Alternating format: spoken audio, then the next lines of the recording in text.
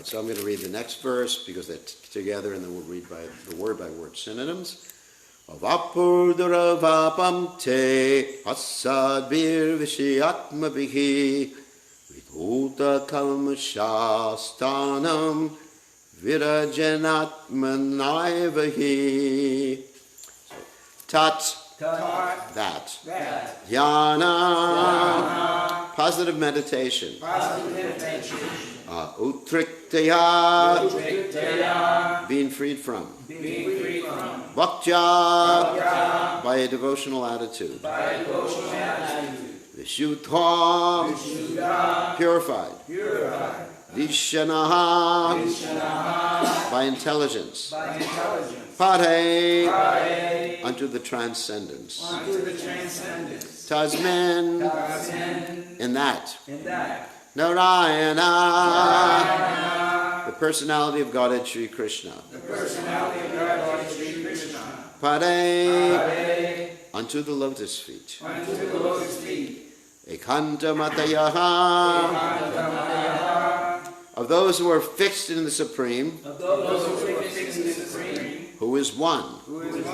Gatim, destination. Avapahu, attained.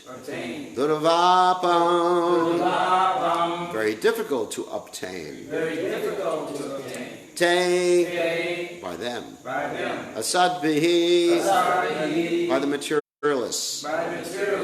Vishya atmabihi, absorbed in material needs. Viduta, washed off. Kalmashaha, material contaminations. Stanam, abode. Vidajena, without material passion. Atmana eva, by the self-same body. He, certainly. So translation, thus by pure consciousness due to constant devotional remembrance, they attain the spiritual sky which is ruled over by the Supreme Narayana, Lord Krishna.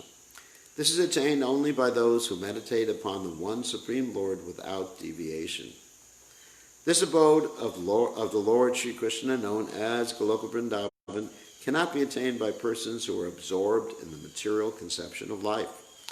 But the Pandavas, being completely washed of all material contamination, attained that abode in their very same bodies. So purport by His Divine Grace, A.C. Bhaktivedanta Swami Srila Prabhupada Ki Jai. According to Srila Jiva Goswami, a person freed from the three modes of material qualities, namely goodness, passion, and ignorance, and situated in transcendence, can reach the highest perfection of life without change of body. Srila Sanatana Goswami, in his Hari Bhakti Vilas, says that a person, whatever he may be, can attain the perfection of a twice-born Brahmana by undergoing the spiritual disciplinary actions under the guidance of a bona fide spiritual master, exactly as a chemist can turn gunmetal into gold by chemical manipulation. It is therefore the actual guidance that matters in the process of becoming a Brahmin, even without change of body, or in going back to Godhead without change of body. Srila Jiva Goswami remarks that the word he used in this connection positively affirms this truth, and there is no doubt about this factual position.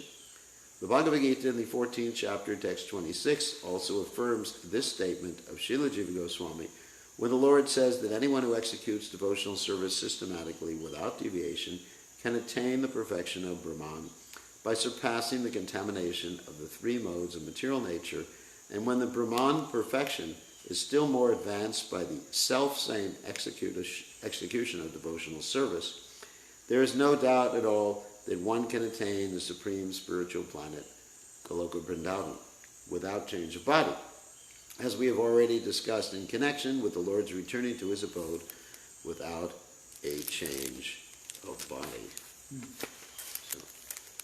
Om Garat Sivaranda Shah Granjana Shalakya Jakshu Meditam Yena Tasmai Shri Gurave Namaha.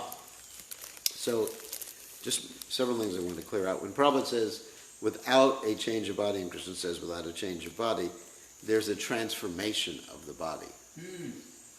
It's not, that's really what Prabhupada is referring to. It's not, I certainly do not want to be back in the spiritual world with this body.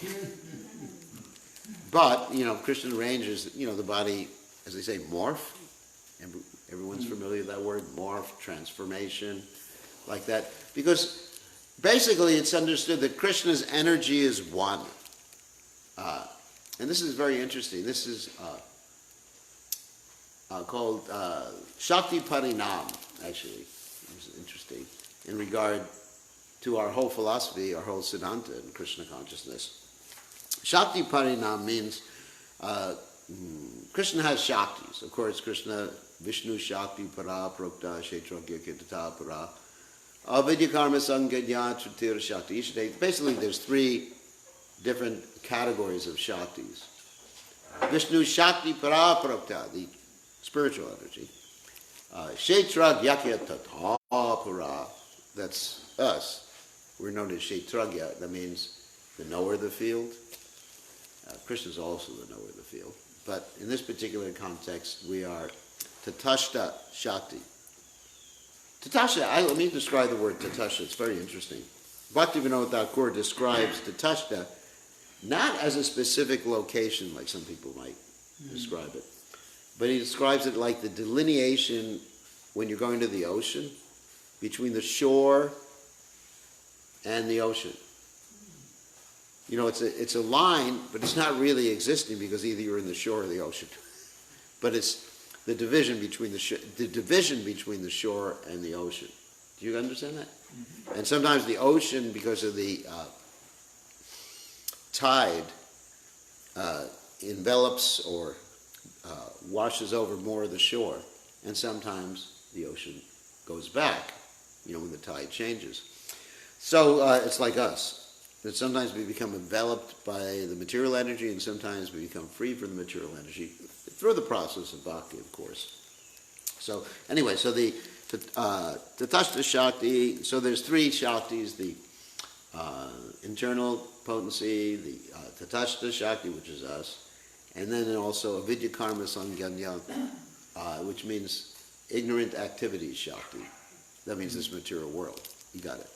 So the interesting thing is that all these Shaktis become transformed because Krishna, being all-powerful and also Swarat, independent, has the ability to do this thing called Shakti Parinam.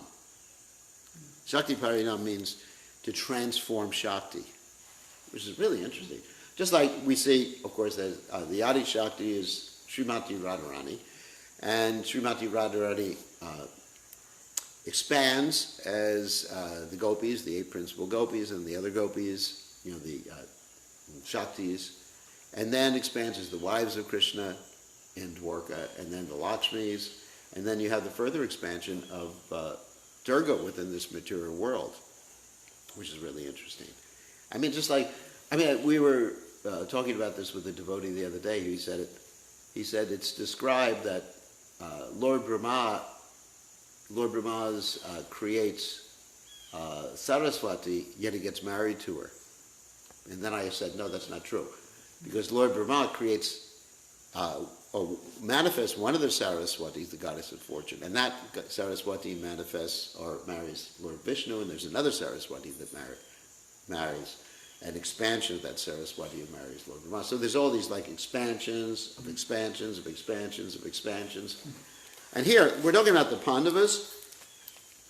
They're actually expansions of devotees in Goloka Vrindavan. It's interesting because they're Nityasiddha devotees. So the Nityasiddha devotees in Vrindavan, they expand as the Nityaparshada devotees in Vaikuntha planets.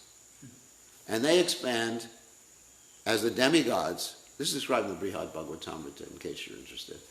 And they expand in certain incarnations that you have here in this world. For example, Garuda, the bird carrier of the Supreme Personality of Godhead, he is originally in Goloka Vrindavan as a cowherd boy, either Subal or Sudama, I forget which one right now. So you have, it's really interesting, the ontological position of all these different personalities. So here's described, the Pandavas entered into Goloka Vrindavan.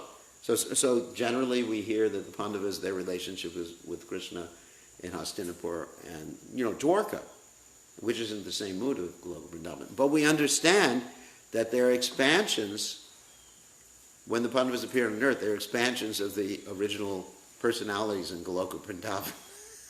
And sometimes they expand and sometimes, for lack of a better word, contract. I don't know if that's a precise philosophical word, but sometimes they unexpand. Because I don't know if that's a word either. But anyway, so that's the Pandavas' ontological position.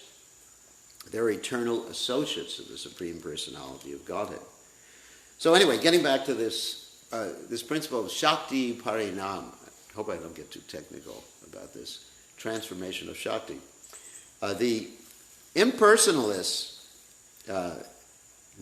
they have this philosophy, particularly Shankaracharya's followers, of Brahman Parinam, which means Brahman gets transformed. So they say, of course, the word Brahman means the greatest, that which nothing is greater than.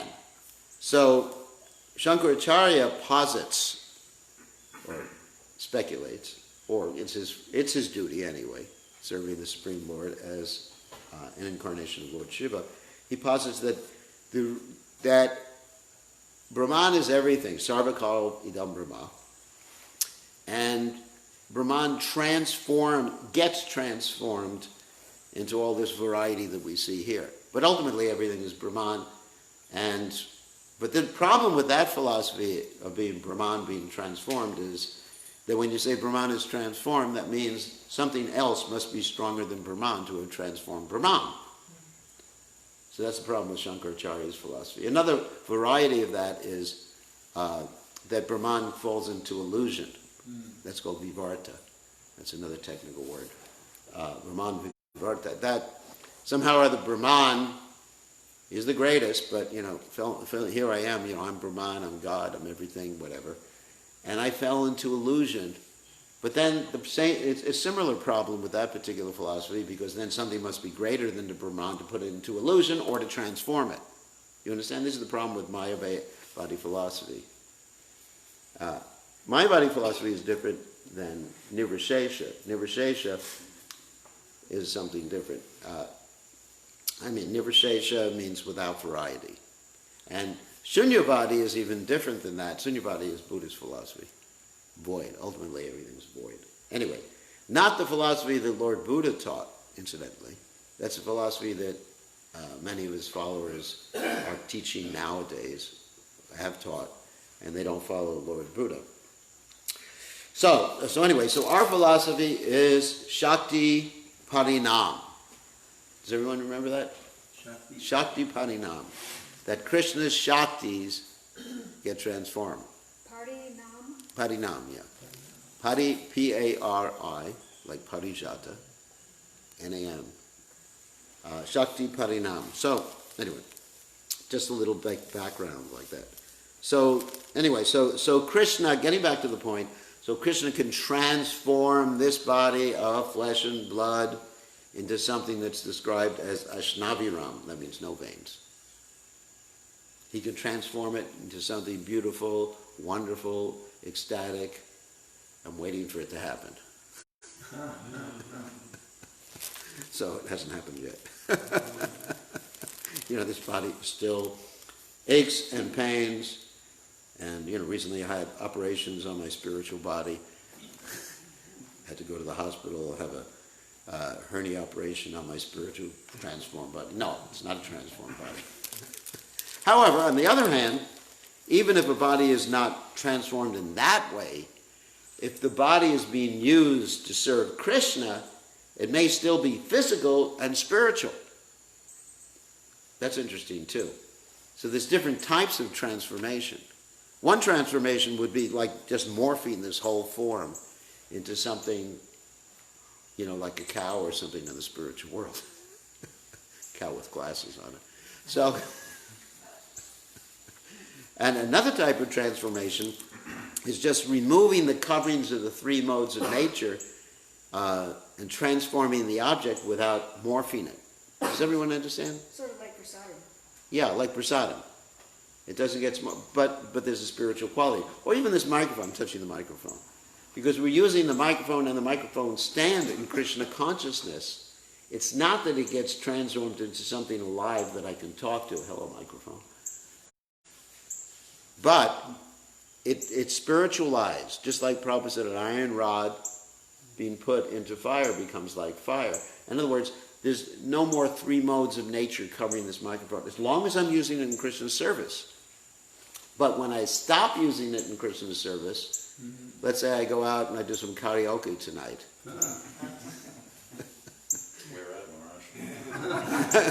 I don't know. I mean, I don't know. Maybe Sanjay can tell me about these things. Well, it depends on what you're saying. Yeah, I know. It depends on what I'm saying. Obviously I could do My Sweet Lord. It's like spiritual.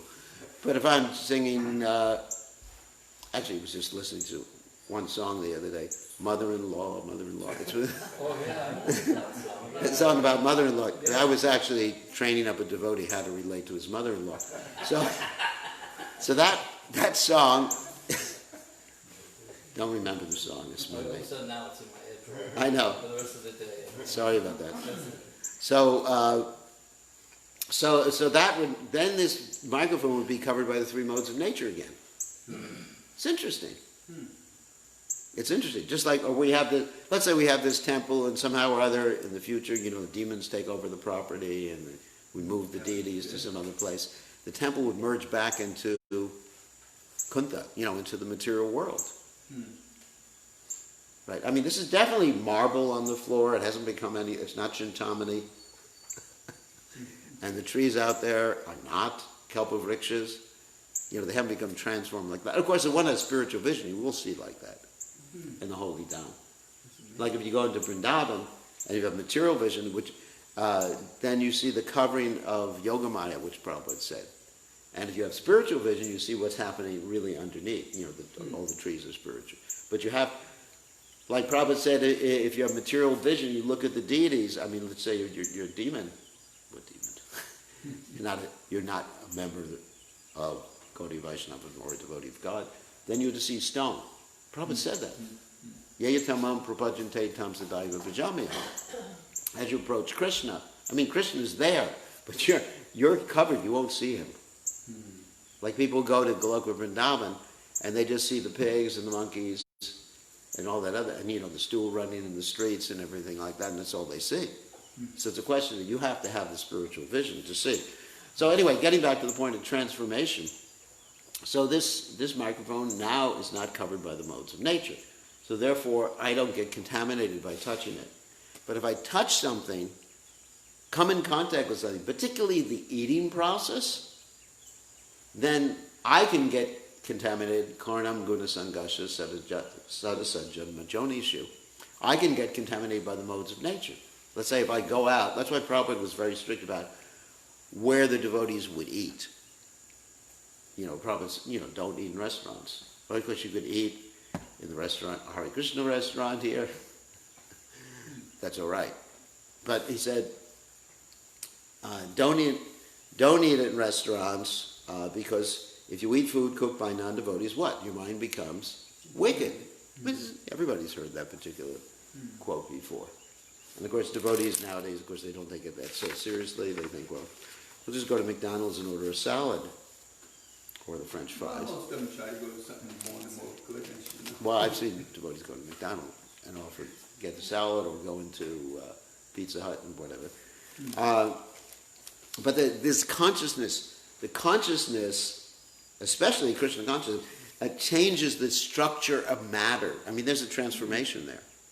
And I'm sure you've all heard of that experiment where a guy in Japan was taking the water crystals and had people thinking different things outside, holding a jar of water. I mean, everybody knows that. And then the water crystal looks completely different. There's a transformation due to consciousness. And of course, even in modern science, physics, they talk about how consciousness affects matter, isn't it? I mean, that's a very common thing, and I'm sure you've heard about that before, like quantum mechanics, how consciousness affects matter. Even the scientists are saying that. And what to speak of Krishna consciousness, how it affects matter. So, I mean, I'll give you a practical example. When I first was traveling many years ago, myself and another sannyasi, it was Rita Nanda Maharaj, we thought, because we're traveling and preaching, we can eat any damn thing.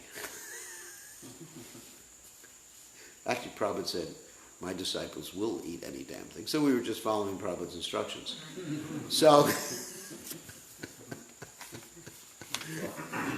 So we would go and buy, they had this nice wheat bread called Ora wheat. You may have heard about that before. The Sankirtan devotees used to purchase that. And so we bought, like nice whole wheat bread. No meat, fish, or eggs, obviously. Thousand Island dressings. Anyway, Kraft. At least it was Kraft. So we bought all these things. And for the first few days traveling, then we noticed our consciousness was going down. We actually started fighting with each other. And, consciousness was getting lower. And we think, why is that? And then we decided at that point to take the trouble using a kerosene stove in a moving maxi van.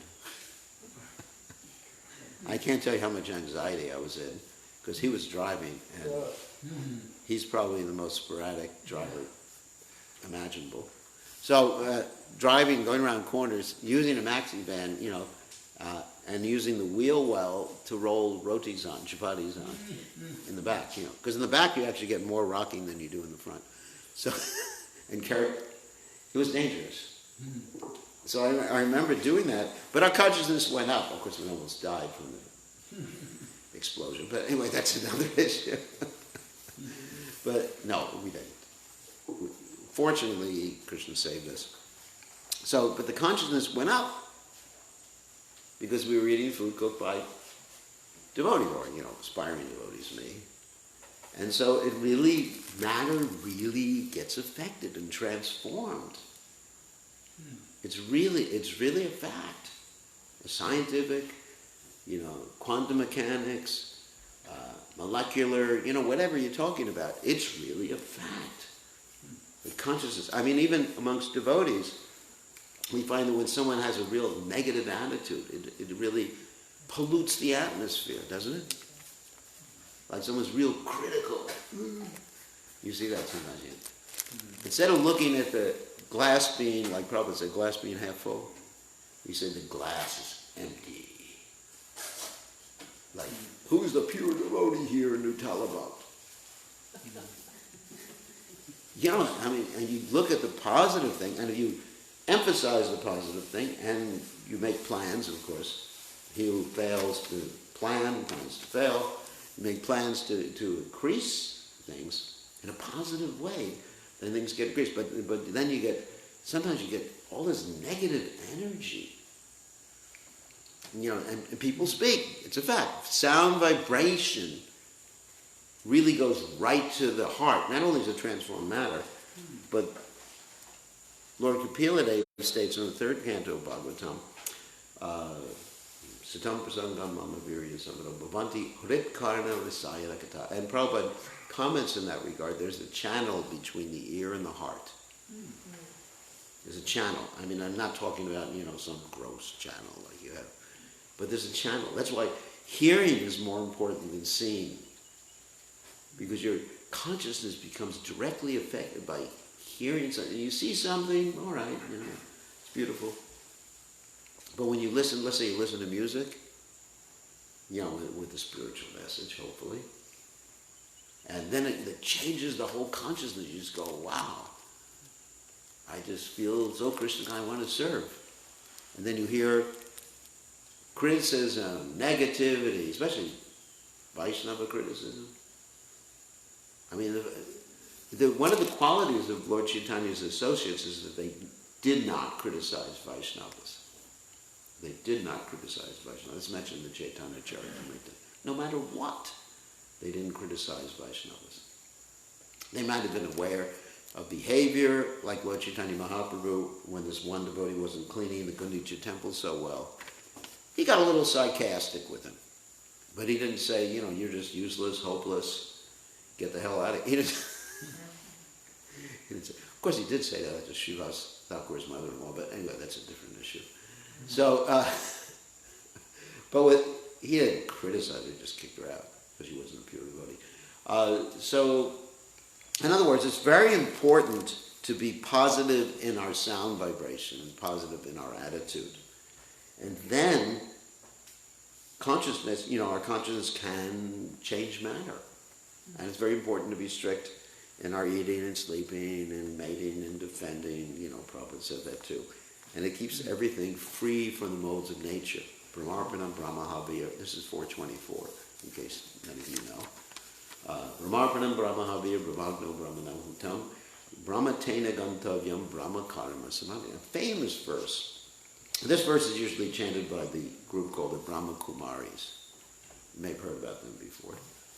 And I'm not becoming a member of them, because I'm not a Kumari. But anyway, I'm not a young girl. Or a young boy.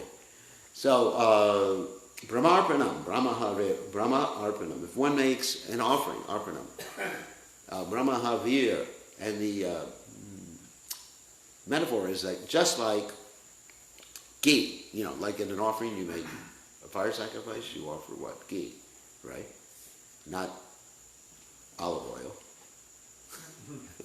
Sometimes I've seen they do offer corn oil in the sacrifice because they can't afford the ghee. Not devotees of ISKCON, hopefully. So Brahmarpanam, Brahmahavya, Brahmagno, Brahmano Hutam. And this offering becomes Brahman. Brahma Tena Gantav Yam Brahma Karma Samadhinam. And so the offering that we're making is Brahma Karma. What that means, karma doesn't mean in this respect a karmic reaction. It means just activities.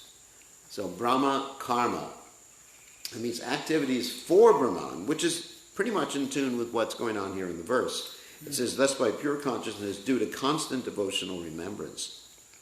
In other words, they were focused on their service, and also they were doing it for Krishna. But sometimes devotees will not focus on their service and think, well, I just got to remember Krishna. That's not the point. Like there was one story when, a devotee was driving Srila Prabhupada, and he was just like chanting and not focusing on driving. And Prabhupada told him, just, focus on the driving, meditate on driving. Or sometimes people drive and they have their japa bead in the hand, japa bag in the hand. Or drive and mobile phones in their hand. You got to focus on your service. So they were focused on their service, in spite of their service being with the Pandavas, fighting. Administration too, obviously, as administration. They were focused on their service, and they were also focused on Vaishnava qualities. Being compassionate. In the battle, that was a different thing. That was their compassion. Because, of course, everyone who died in the battlefield of Kurukshetra got liberated because they died before Krishna. And in Kurukshetra, which is the holy place, Dharmik Kshetra, Kurukshetra, Samaveta, Yusavaha. So anyway, so they were concentrated on their service, and because they were concentrated on their service and on developing spiritual qualities, and there's an interesting story about that in the Mahabharata. The Mahabharata describes really in detail what happened with the Pandavas when they retired. And of course the Bhagavatam describes this also, not in so much detail. The Bhagavatam describes that they went to the north.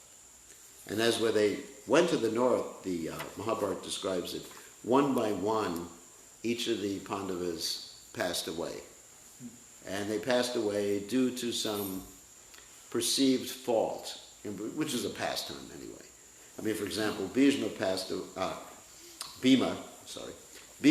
away because he was gluttonous. he ate more than he should have, other people's portion. Arjuna passed away because he didn't defeat an enemy that he had vowed to defeat in one day. And, he didn't keep his promise.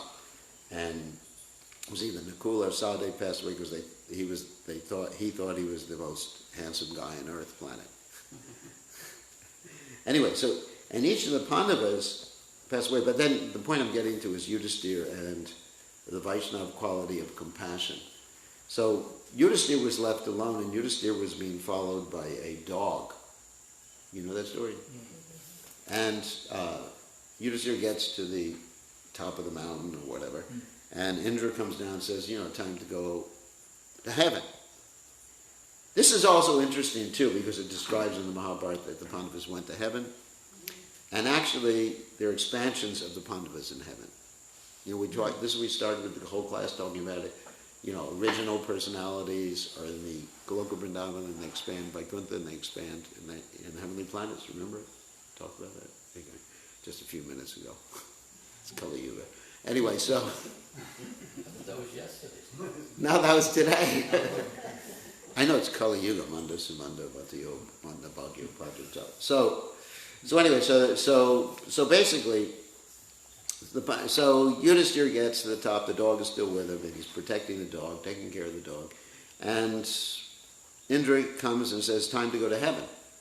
And Yudhisthira says, I'm only going to go if this dog can come too. And basically, Indra says, no dogs allowed in the spiritual world, or in the heavenly planets. I mean, because dogs are muchi. It's just, I was just reading a story in the news the other day. One dog licked his master, and the master got an infection and had to have all 4 of his limbs amputated. Prabhupada actually said that. The dog's kiss is actually poisonous. Wow. So don't go kissing your dog. Anyway, so a little side information there. So you may not want some of your vegan group, with the Humane Society to hear that. well, no, you can take care of the dog, give him prasadam. We have no trouble someone having a dog outside the house, but don't go kiss him. Don't let him kiss you, especially on the lips. So anyway, so Yudhisthira was taking care of this dog. He refused to go to heaven because he wanted to take care of the dog. And he described, this is the quality, Vaishnava quality, that is most sinful to neglect someone who's taken shelter of you. Yudhisthira, this is actually a Vaishnava quality, super Vaishnava quality, one which we're supposed to understand and adapt to our lives too. Because as Chaitanya Mahaprabhu teaches, the 2 most important things that Lord Chaitanya taught were Namaruchi and Jivadoya. Right? Vaishnava Seva falls under that too, but Namaruchi and Jivadoya. And it's the same thing in the Bible. Jesus Christ said you should love the Lord with all thy heart, with all thy might, and all thy soul. And what? Do unto others as you would have others do unto you, the golden rule. In other words, see others, paradukkha dukhi. That's his expression of paradukkha dukhi. So, anyway, so Yudhisthira was tested, and then he was further tested after the dog revealed himself as Yamaraj. And when he went to heaven and he was further tested by not seeing his brothers there, he was taken to hell, and his brothers ostensibly were there, and he decided, I'll stay here just to help my brothers, if that helps them. So that is the test. That is actually the big test that practically all of us will, not practically, but all of us will have to pass. It's not just that you chant Hare Krishna and be happy, but there has to be unlimited compassion, a willingness to sacrifice. So we got one of the dogs complaining, right now. See, I mentioned that, and the dog. I'm compassionate, but I'm not going to kiss him. Anyway, so this. No, I love dogs. She's the dog that we are projecting, and she found where we go. Yeah, that's She okay. went to the woods and we protected I think she didn't like what I just said. So we have to develop this quality too of compassion if we want to go back to Godhead. I mean, this is really the point. says, by pure consciousness, by constant devotional remembrance. All right, they were always engaged in Krishna consciousness and always thinking of pleasing Krishna. And they always had compassion and love and were Vaishnava. Another point about compassion is Arjuna, he was ready to give up the battle to fight the battle in the beginning of the Bhagavad Gita because of compassion for his relatives. And of course Krishna smashed him for that, but Prabhupada also said that's a natural Vaishnava quality. It's not that in that particular case it was disobedience of Krishna's order. But that natural Vaishnava quality of being compassionate, willing to sacrifice everything, even, not to hurt anybody, I mean, it was a little misguided, pretty misguided in Arjuna's case, but still he exhibited the softness of the heart that's a natural quality of Vaishnavas. So anyway, because the Pandavas exhibited this, and we understand they're Nityasiddha devotees anyway, but because they show the example of exhibiting this, that example is meant for us. The Pandavas are meant to be, one of the reasons we hear about the Pandavas is they're meant to be role models for us. That's one of the reasons. Krishna's not our role model. He's a terrible role model for us. Do not dance with girls in the middle of the night, please. Especially if they're married to someone else. Make sure they're single. Anyway, so don't dance with girls in the middle of the night. Don't go stealing butter. Don't go pinching babies. Don't go passing urine on. Krishna did pinch babies. Yeah. To make them cry. He also killed his wet nurse. Yeah, he killed his wet nurse. I mean, don't go killing your nurse. I mean, don't go killing a bull. Krishna killed a bull, Krishna sure. So no matter how bad the bull is. So Krishna doesn't set that particular example for us. Whereas Lord Ram does, actually. But even more so, we find that Krishna's devotees, like the Pandavas, they should be our source of inspiration. Just like when I hear, to me, my main source of inspiration in the Mahabharata is Arjuna. He's just like my hero. And in the Ramayana, it's Hanuman. It's completely devoted. And of course, Lakshman too. There's many other examples. And of course, Lord Ram being devoted to the truth. So we hear about these stories so that we can be inspired to be like that. And we hear about Prabhupada, not just because it's a nice story. Oh, Prabhupada crossed the ocean, he had 2 heart attacks. No. We hear about, yes, he did do that, but we hear about that. So the main point is what do you do about it? Isn't it? If you don't apply it, knowledge without application does not get realized. You can just tell all this Prabhupada stories until, hell freezes over. But you have to understand, that's our example. We're supposed to be like that. Not imitate. We won't be exactly like Prabhupada, obviously. There's no one like Prabhupada. But it's a source of inspiration. And so the Pandavas are sources of inspiration for us. So any questions or comments? Yes. So, along the lines of compassion, because this is a very delicate thing. When we're dealing with, Prabhupada was very, very concerned that everyone had the opportunity to take shelter. Yeah. But there are examples where Srila Prabhupada rejected disciples. Yeah, because that was compassion for them. Because had they remained, they would be committing more offenses. So my point is that there's discrimination. Yeah. We can't be... No, we can't be just namby-pamby. Right, but we should really try to go the extra mile. But at a certain point, I just heard a story where there's one woman, and her husband, I'm not going to get into the details, but the husband was one of the 3 people that Prabhupada just blessed them that they should just go out into the material world and enjoy. Yeah. And you're no longer my disciples. Yeah. And that was done out of compassion, not out of anger. Sometimes we find relationships split in this world, like divorces and things like that, out of anger and hate and everything. Prabhupada understood, first of all, what was the best thing for them, Right. You know, if they hung around the devotees, they'd be committing more offenses. So better they're separated from the devotees. Like one of the points of Maya is she keeps envious people away from Krishna. So Prabhupada was acting in that same regard, keeping envious people away from the devotees. So I think Prabhupada's actions were compassionate completely. So compassion is sometimes, what do they say, tough love. You know, like that story Prabhupada tells about the aunt who never, aunts, who never chastised her nephew. And the nephew grew up to be a criminal, killed people. Yeah. And the police asked, as they're getting ready to kill the nephew, do you have any last requests? He said, yes, I'd like to say something in my aunt's ear. And he bit off her ear. And she said, you know, why did you bite my ear? And of course, she was in pain.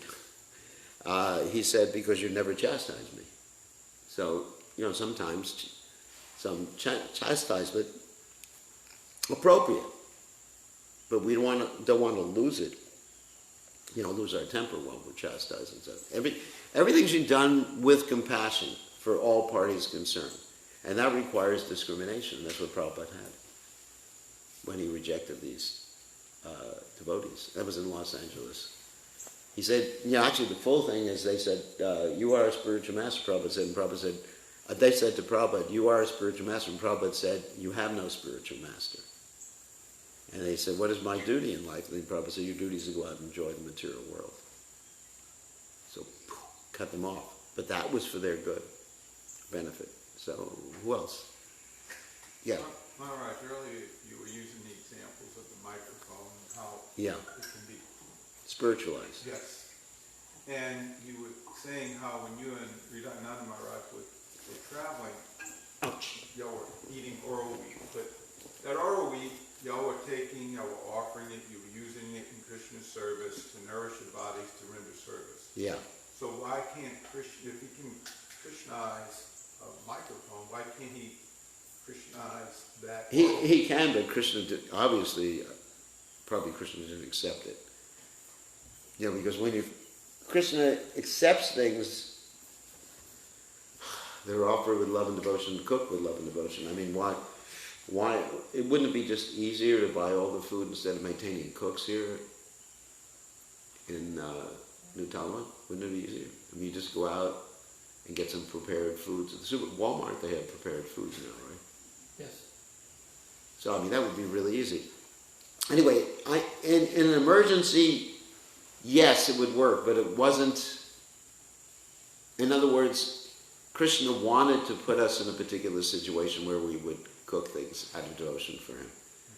If there was another circumstance, I'm sure, where there was no alternative, then it wouldn't have had that same effect on us. But because we had the facility, ability to do it, and Krishna was teaching us many things by that. And you know, our standard of worship got really loose. We used to go to a supermarket and buy a whole bag of groceries and Sri Vishnu the whole bag at once.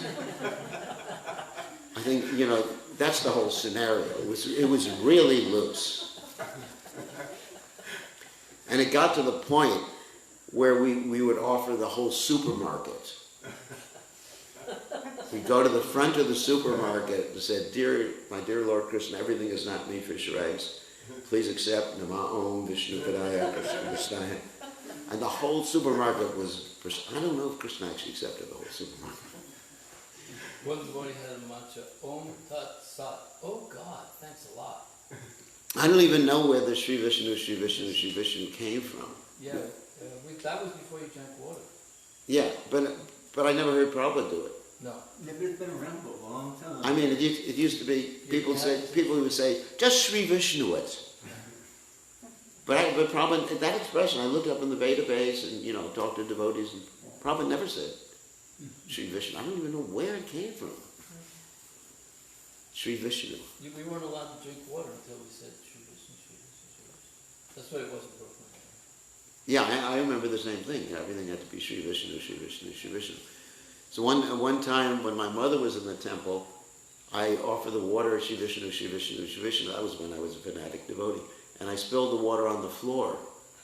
And I thought, right in front of my mother, I thought, you know, this water is non-different than Krishna. You know, I had such faith in those days. I got down on my hands and knees and started slurping up the water in front of my mother.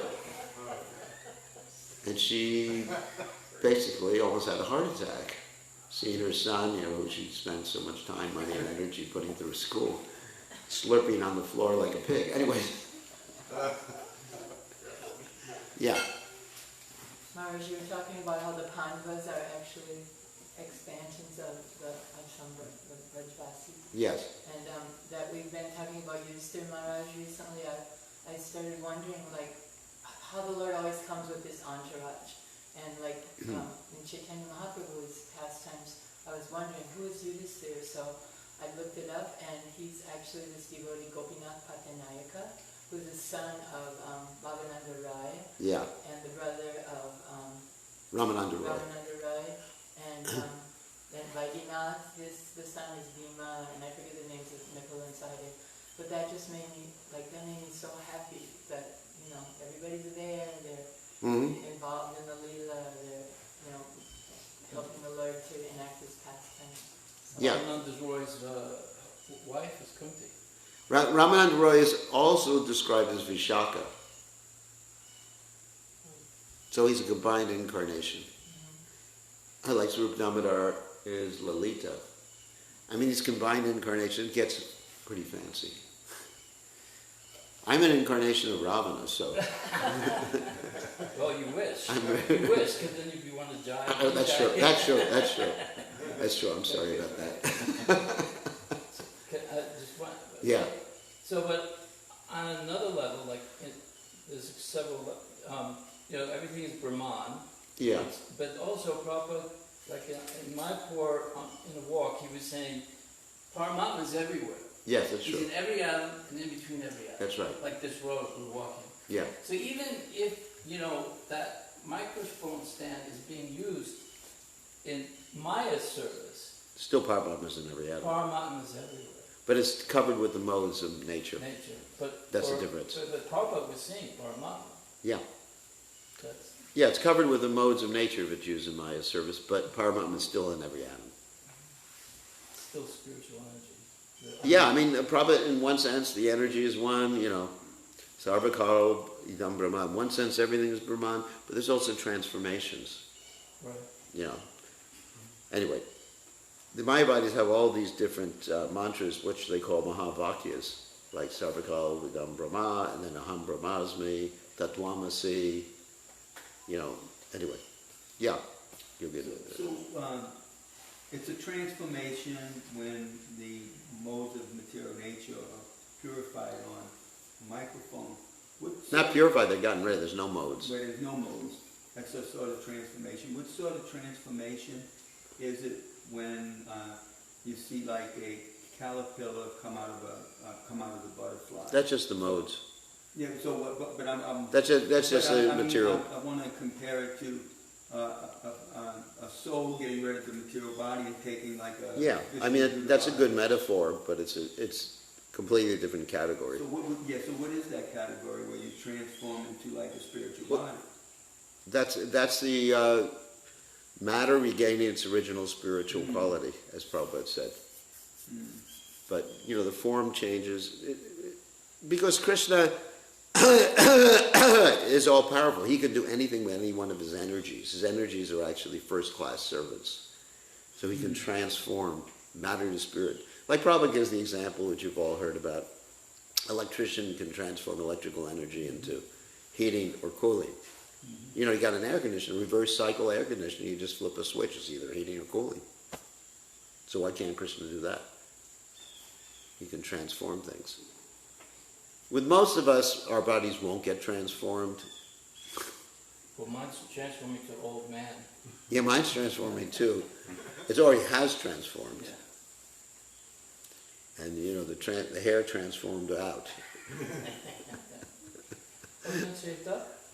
What's that? You didn't shave up? This portion I did. This portion I don't have to shave. Okay, I think it's time to end. All glories to His divine grace. Srila Prabhupada, Ki Jai.